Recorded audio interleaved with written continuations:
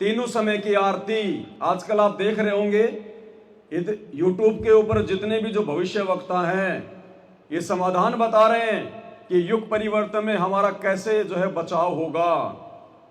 वो भविष्य मल्लिका की भविष्यवाणियां बता रहे हैं कि जो व्यक्ति त्रिकाल संध्या करता है, त्रिकाल संध्या यानी 3 समय की आरती जो व्यक्ति जो करेगा उसका बचाव होगा।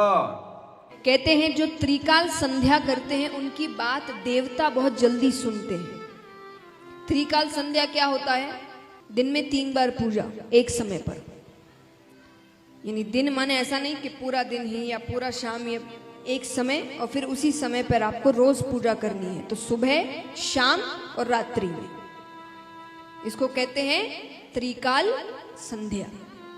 भविष्य मालिका के अनुसार हिमालयन बेल्ट में 16.5 मैग्नीट्यूड का भूकंप आएगा, जिसमें एक ही दिन में कई 100 करोड़ लोग मारे जाएंगे। 7 दिन का अंधकार होगा, जानवर घुस जाएंगे घरों में। लेकिन इससे हमको क्या? इसका असल उद्देश्य था भक्तों को भय से मुक्त कराना। ये कोई नहीं बता रहा है, ये केवल एक जन बता रहे हैं, पंडित काशीनाथ मिश्र। यूट्यूब में आप सर्च कीजिए पंडित काशीनाथ मिश्र कल्कि अवतार। वो उड़ीसा से हैं और पिछले 15 से 20 सालों से मालिका का प्रचार कर रहे हैं। केवल एकमात्र वही व्यक्ति अभी तक मुझे मिले हैं जो इसका उपाय बता रहे हैं। उपाय क्या है? पहला माधव नाम जप, दूसरा श्रीमद् भागवत महापुराण और तीसरा जो ब्रह्मास्त्र है वो है त्रिसंध्या। ये आपको पंडित काशीनाथ मिश्र जी के यूट्यूब चैनल में मिल जाएगा। केवल यही उपाय है इस खंड प्रलय से बचने और प्रभु कल्कि सानिध्य पाने का।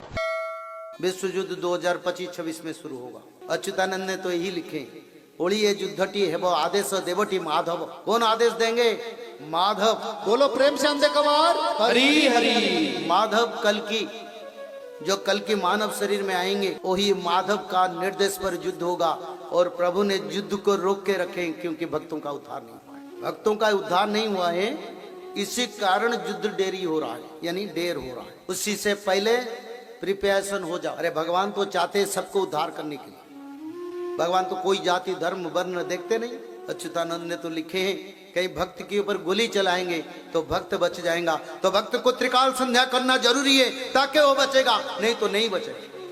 अब भाई और बहनों, ये जो त्रिकाल संध्या है ये पूरी सृष्टि में, समस्त ब्रह्मांडों में केवल संत रामपाल जी के भक्तों के पास है।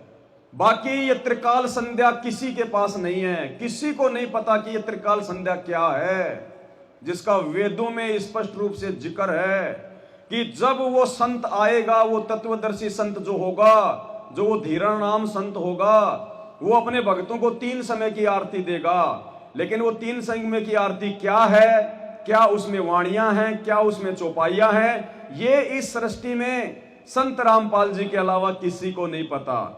और हम संत रामपाल जी के भगत, इस पूर्ण परमात्मा के भगत, ये त्रिकाल संध्या वर्षों से करते आ रहे हैं, वर्षों से करते आ रहे हैं।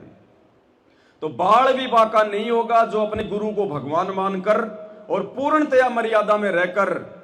ऐसा नहीं है कि तुम्हें अपने गुरु जी के आड़ में किसी ने भी आदेश दे दिए कि बीजेपी को वोट डालना है, गुरु जी का आदेश आ गया, कांग्रेस को वोट डालना है, गुरु जी का आदेश आ गया, आनंदपाल सिंह की सीबीआई जांच करवानी है, चलो उसकी रैली में, जाट आरक्षण में चलो, गुरुजी का आदेश आ गया, अरे गुरुजी का आदेश आ गया, रक्तदान करो, देह दान करो, अरे आश्रम बना दो, गुरुजी का आदेश आ गया है, अरे धनाना में बैडमिंटन का स्टेडियम बना दो, गुरुजी का आदेश आ गया, अरे चलो उन आश्रमों में पाठ करवाएंगे, ज्योति करवाएंगे। उनकी कोई टट्टू रक्षा नहीं होगी, बेमौत मरेंगे, अकाल मौत मरेंगे। संत रामपाल जी के खुद के 90% भगत जो उन आश्रमों में अपने गुरुदेव के ना रहते सहते, गुरु भगवान बैठे जेल में, आश्रमों में कौन बैठा है? काल, सारे उल्टे कर्म करवा रहा है, सबकी मर्यादा तोड़वा रखी है। अकाल मौत आज भी मर रहे हैं, आगे भी मरोगे, परमात्मा नहीं बचाएगा, ये उसका विधान है। ये बचाव केवल साथ संगति से जुड़े हुए भाई बहनों का होगा जो पूर्णतया मर्यादा में रहकर अपने गुरु को भगवान मानकर उन्हीं के प्रति समर्पित रहकर जो दृढ़ता के साथ में भक्ति पर लगे रहेंगे। अन्यथा बचाव नहीं होगा, या फिर उन लोगों का बचाव होगा जिनके पिछले संस्कार मजबूत हैं, वो चाहे भगत हो चाहे जगत हो, या उनका बचाव होगा। अन्यथा भाई सब जाएंगे।